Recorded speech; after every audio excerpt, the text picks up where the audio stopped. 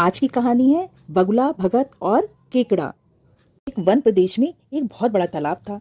हर प्रकार के जीवों के लिए उसमें भोजन सामग्री होने के कारण वहां नाना प्रकार के जीव, पक्षी, मछलियां, कछुए और केकड़े निवास करते थे। पास ही में एक बगुला रहता था जिसे परिश्रम करना बिल्कुल अच्छा नहीं लगता था। उसकी आंखें भी कमजोर थीं। मछलियां पकड़ने के लिए तो मेहनत करनी पड़ती है ना, जो कि उसे बहुत खलती। इसीलिए आलस के मारे वह प्रायः भूखा ही रहता। एक टांग पर खड़ा होकर यही सोचता रहता कि क्या उपाय किया जाए कि बिना हाथ पैर हिलाए रोज भोजन मिले। एक दिन उसे एक उपाय सूझा और वह उसे आजमाने बैठ गया। बगुला तालाब के किनारे खड़ा हो गया और लगा आंखों से आंसू बहाने। एक केकड़े ने उसे आंसू बहाते देखा तो वह उसके निकट आया और पूछने लगा, मामा क्या बात है, भोजन के लिए मछलियों का शिकार करने की बजाय खड़े आंसू बहा रहे हो? बगुले ने जोर की हिचकी ली और भर्राए गले से बोला, बेटा बहुत कर लिया मछलियों का शिकार, अब मैं यह पाप कार्य और नहीं करूंगा। मेरी आत्मा जाग उठी है, इसीलिए मैं निकट आई मछलियों को भी नहीं पकड़ रहा हूँ। तुम तो देख ही रहे हो।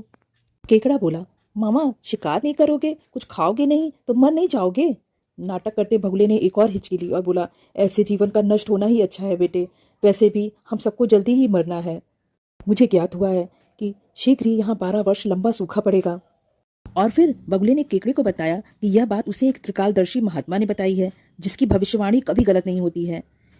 केकड़े ने जाकर सबको बताया कि कैसे बगुले ने बलिदान व भक्ति का मार्ग अपना लिया है और सूखा पड़ने वाला है।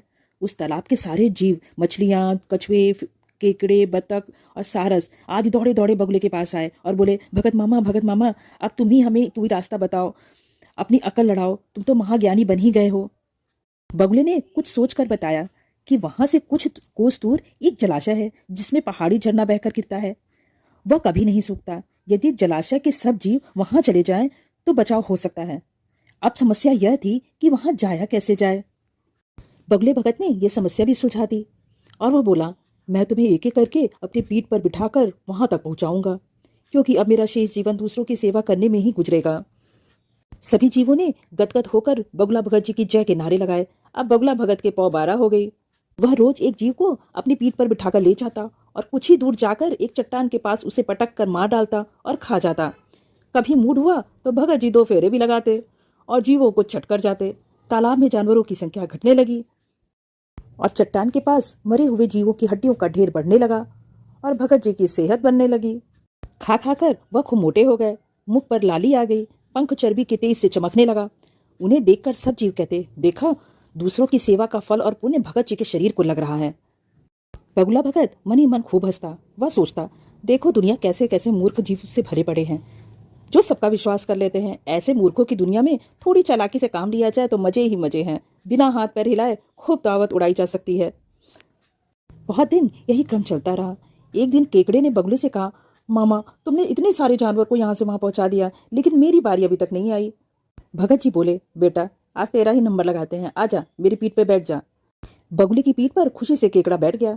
जब वह चट्टान के निकट पहुंचा तो वहां हड्डियों का पहाड़ देखकर केकड़े का माथा ठनका। वह हकलाया, यह हड्डियों का ढेर कैसा है? यह जलाशय कितनी दूर है मामा? धूर्त बगुला भगत ठाठा करके खूब हंसा और बोला, मूर्ख, वहां कोई जलाशय नहीं है। मैं एक एक को पीठ पर बिठाकर यहाँ लाकर खाता रहता हूँ। आज तू मरेगा। सारी बात समझ केकड़ा सिहर उठा, परंतु उसने हिम्मत ना हारी और तुरंत अपने पंजे को आगे बढ़ाकर उसने दुष्ट बगुले की गर्दन दबा दी और तब तक दबाए रखा जब तक कि उसके प्राण पखेरु ना उड़ जाए। बगुले को मारकर केकड़ा तालाब की ओर वापस लौटा और फिर उसने जीवों को सारी सच्चाई बताई, कैसे दुष्ट बगुला भगत उन्हें धोखा देता रहा और सभी जीवों को मारता रहा। तो इस कहानी से हमें ये शिक्षा मिलती है कि किसी की भी बातों पर आंखें मूंद कर विश्वास नहीं करना चाहिए और मुसीबत में धीरज और बुद्धिमानी से कार्य करना चाहिए।